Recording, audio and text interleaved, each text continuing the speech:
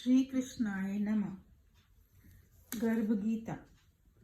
गर्भ गीता पढ़ने से या सुनने से जातक को जीवन मरण के चक्र से मुक्ति मिलती है और मनुष्य को भगवान के श्री चरणों में स्थान मिलता है।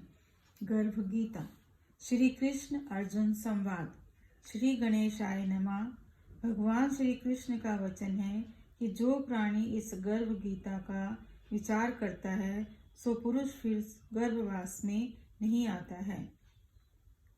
अर्जुन ने पूछा, हे कृष्ण जी, यह प्राणी जो गर्भ विषय आता है सो किस दोष करके आता है?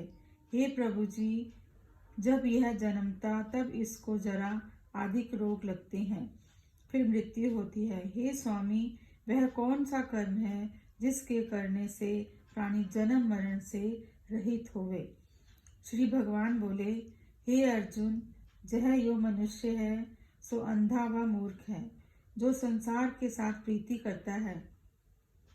वह पदार्थ मैंने पाया है और पाऊंगा, ऐसी चिंता इस प्राणी के मन में उतरती नहीं। 8 पहर माया को ही मांगता है। इन बातों को करके बारंबार जन्मता व मरता है और गर्भ विषय दुख पाता है। अर्जुन ने कहा, हे श्री कृष्ण भगवान, मन मस्त हाथी की तरह है।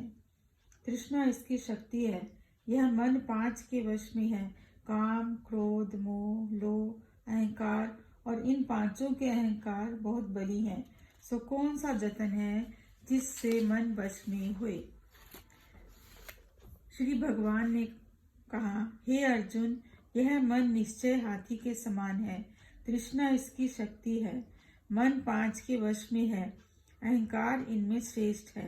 हे अर्जुन, जैसे हाथी अंकुश से वश में होता है, वैसे ही मन रूपी हाथी को वश में करने में ज्ञान रूपी अंकुश है। अहंकार करने से जीवन नरक में पड़ता है। अर्जुन ने पूछा, हे श्री कृष्ण भगवान, एक तुम्हारे नाम के लिए वन खंडों में फिरते हैं, एक वैरागी हुए, एक धर्म करते हैं। इस विषय कैसे जानिए कि जो वैष्णव है वह कौन है? श्री कृष्ण बोले, हे अर्जुन, एक मेरे नाम के लिए वनों में फिरते हैं, वे सन्यासी कहलाते हैं। एक सिर पर जटा बांधते हैं, भस्म लगाते हैं। इसमें हम नहीं हैं, क्योंकि इन विषय अहंकार है, इससे मेरा दर्शन दुर्लभ है। अर्जुन ने पूछा, हे श्री कृष्ण भगवान, वह कौन सा पाप है जिससे स्त्री मर जाती है? वह कौन सा पाप है जिससे पुत्र मर जाते हैं? और नपुंसक कौन पाप से होता है? भगवान बोले, हे अर्जुन, जो किसी से कर्ज लेता है और देता नहीं, इस पाप से स्त्री मरती है। और किसी की अमानत रखी हुई बचा लेने से उसके पुत्र मरते हैं। जो किसी का कार्य किसी के गोचर आए पड़े और जवानी कहे कि मैंने ये तेरा काम पहले कर दूंगा, तब समय आने पर वह उसका कार्य नहीं करे, इस पाप से नपुंसक होता है। ये बड़े पाप हैं। अर्जुन ने पूछा, हे श्री कृष्ण भगवान, कौन पाप से मनुष्य सदा रोगी रहता है? किस पाप से गधे का जन्म पाता है? स्त्री का जन्म किस पाप से होता है? श्री भगवान बोले, हे अर्जुन, जो मनुष्य कन्यादान करते हैं और इस दान से मूल्य लेते हैं वे दोषी हैं। वे मनुष्य सदा रोगी रहते हैं। जो विषय विकार के वास्ते मदिरा पान करते हैं, जो गधे का जन्म पाते हैं। जो झूठी गवाही करते हैं वे स्त्री का जन्म पाते हैं। जो रसोई बनाकर पहले आप खा लेते हैं और पीछे परमेश्वर अर्थ दान करते हैं, वे बिल्ली का जन्म पाते हैं और स्त्री का जन्म पाते हैं। जो मनुष्य झूठी वस्तु दान करते हैं वे स्त्री का जन्म पाते हैं। अर्जुन ने पूछा, हे श्री कृष्ण भगवान, कई मनुष्यों को तुमने स्वर्ण दिया, सो उन्होंने कौन से पुण्य काम किए? और कई मनुष्यों को आपने हाथी, घोड़े, रथ दिए, उन्होंने कौन पुण्य किया? भगवान बोले, हे अर्जुन, जिन्होंने स्वर्ण दान दिया उनको हाथी, घोड़े, वाहन मिलते हैं, और जो परमेश्वर निमित्त कन्यादान करते हैं सो पुरुष का जन्म पाते हैं।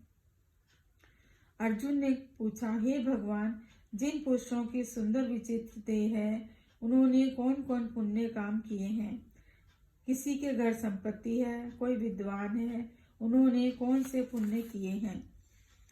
भगवान ने कहा, हे अर्जुन, जिन्होंने अन्न दान किया है उसका स्वरूप सुंदर है। जिन्होंने विद्या दान दिया है वे विद्वान हैं। जिन्होंने संता की सेवा की है वे पुत्रवान हैं। अर्जुन ने कहा, हे भगवान, किसी को धन से प्रीति है, कोई स्त्रियों से प्रीति करते हैं, इसका क्या कारण है।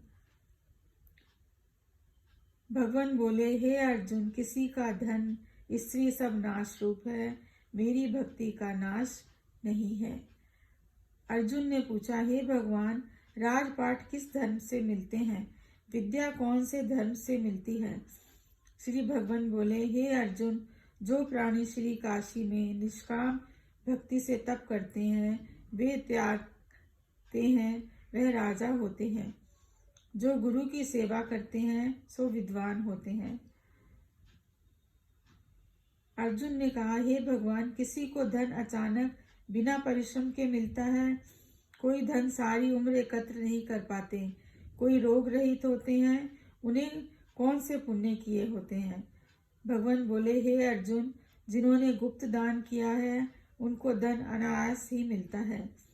जिन्होंने परमेश्वर का कार्य और पराया कार्य संभाला है वे रोग से रहित होते हैं। अर्जुन बोले, हे भगवान, कौन पाप से अम्ली होते हैं, कौन पाप से कुष्ठी होते हैं।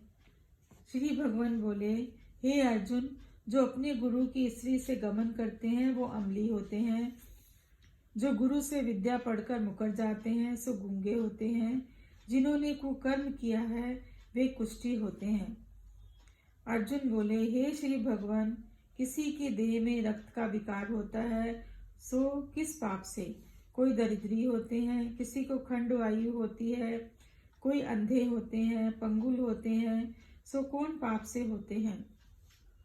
कोई स्त्रियां बाल विधवा होती हैं सो कौन पाप से होती हैं। भगवान बोले, हे अर्जुन, जो सदा क्रोधवान रहते हैं उनको रक्त विकार होता है। जो सुशील रहते हैं वे दरिद्री होते हैं। जो कुकर्मी ब्राह्मण को दान देते हैं उनको खंड वायु होती है। जो प्राणी स्त्री को नंगी देखता है, गुरु की स्त्री से कुदृष्टि करता है, जिसने गो ब्राह्मण को लात मारी है सो अंधा व पंगुल होता है। जो स्त्री अपने पति को छोड़कर पराये पुरुषों से संग करती है सो बाल विधवा होती है। अर्जुन ने पूछा, हे भगवान, हे श्री कृष्ण, तुम पार ब्रह्म हो, तुमको मेरा नमस्कार है। मैं तुमको संबंधी जानता था, अब मैं परमेश्वर रूप जानता हूँ। हे पार ब्रह्म, गुरु दीक्षा कैसी होती है, कृपा करके कहिए। श्री भगवान बोले, हे अर्जुन, तुमको धन्य है, फिर तुम्हारी माता को भी धन्य है, जिनके तुम ऐसे पुत्र हो, जिसने गुरु दीक्षा पूछी है। हे अर्जुन, सारे संसार के गुरु जगन्नाथ हैं। विद्या का गुरु काशी, चारों वर्णों का गुरु ब्राह्मण, ब्राह्मण का गुरु सन्यासी, सन्यासी उसको कहते हैं जिसने सबको त्याग करके मेरे विषय में मन लगाया है, सो ब्राह्मण जगत गुरु है। हे अर्जुन, यह बात ध्यान देकर सुनने की है। गुरु कैसा है? जिसने सब इंद्रियां जीती हो, जिसको सब संसार ईश्वर रूप नजर आता हो, सब जगह से उदास हो, ऐसा गुरु जो परमेश्वर के जानने वाला हो, उस गुरु की पूजा सब तरह से करे। हे अर्जुन, जो गुरु का भक्त है सो मेरा भक्त है। जो प्राणी गुरु सम्मुख होकर मेरा भजन करते हैं उनका भजन सफल है। जो प्राणी गुरु के विमुख है उसको 7 ग्राम मारे का पाप है। गुरु से विमुख प्राणी का दर्शन करना योग्य नहीं। गृहस्थ गुरु से विमुख हो सो चंडाल के समान है। जिस तरह मदिरा का भांड हो, उस दिए जो गंगा जल है सो अपवित्र होता है, इसी तरह गुरु से विमुख का भजन भी अपवित्र होता है। उसके हाथ का देवता भी नहीं लेते, उसके सब कर्म निष्फल हैं। कुकर, सूकर, गंधर्व, काक, इन सब योनियों से सर्प की बड़ी खोटी योनि है। इन सब से भी मनुष्य खोटा है जो गुरु नहीं करता। गुरु बिना गति नहीं होती, अवश्य नरक को जाएगा। गुरु दीक्षा बिना प्राणी के सब कर्म निष्फल होते हैं। हे अर्जुन, जैसे चार्य वर्णों को मेरी भक्ति करना योग्य है, तैसे गुरुधार के गुरु की भक्ति करनी, सेवा करनी योग्य है। जैसे सब नदियों में गंगा श्रेष्ठ है, सब व्रतों में एकादशी का व्रत श्रेष्ठ है, वैसे ही ये अर्जुन सबसे गुरु सेवा उत्तम है। गुरु दीक्षा बिना प्राणी पशु जोनि पाता है, धर्म करता है सो पशु जोनि में फल भोगता है, 84 में घूमता रहता है। अर्जुन ने पूछा, हे श्री कृष्ण जी, गुरु दीक्षा क्या वस्तु है? भगवान बोले, हे अर्जुन, धन्य जन्म तेरा है। जिसने यह प्रश्न किया, तू धन्य है। गुरु दीक्षा दोनों अक्षर हैं। हरि नाम इन अक्षरों को गुरु कहता है।